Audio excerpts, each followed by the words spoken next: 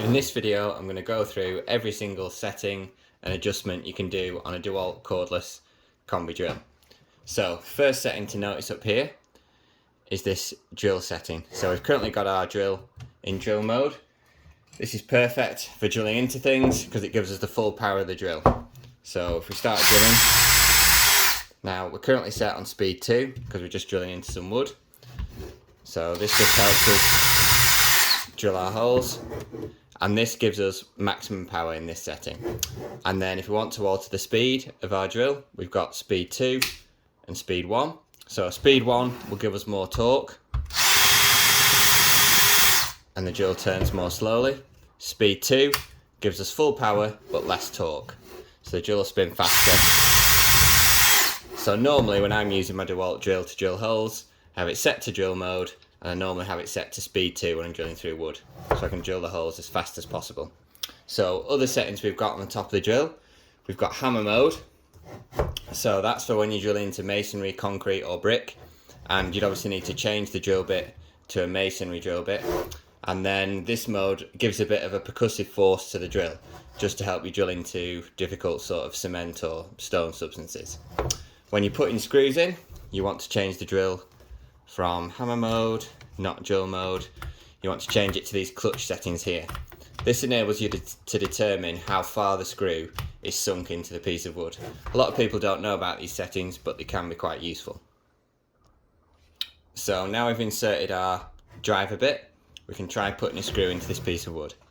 So if we turn our clutch settings all the way down to, we're going to go for setting, we're on there, going to go for a slow setting, go to setting 3. So when we put our screw in on this setting, once there's enough tension on the screw, the clutch will start to slip and the screw won't go in any further. So as you can see, nothing's spinning in the head of the screw. That's as far as the screw can be sunk in. So that's on setting 3. So we want to drive this screw flush. We alter our clutch settings. We'll maybe try a 9. So back on our screw.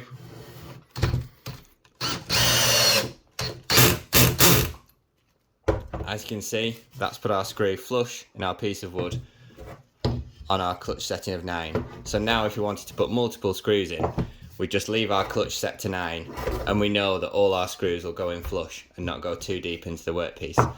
So that's a handy feature to know. So we'll just do a quick run through. We've got speed 1, speed 2 and speed 1. We've got all our clutch settings here to drive screws into a certain depth. We've got drill mode, which gives us the full power of the drill. Hammer mode. And then we've also got a forward and reverse on this little thumb switch here. And if you put it into the middle, it locks the trigger out so you can't use the drill. That's a little secret feature. Other than that, there's a battery indicator on the battery itself. And those are all the settings you need to use your cordless drill. These clutch settings are underrated and they're really useful when you're putting in screws. But personally on my day-to-day job, I leave it set to drill mode 90% of the time because it gives me full power of the drill. So once you're feeling confident, leave your drill in drill mode and away you go.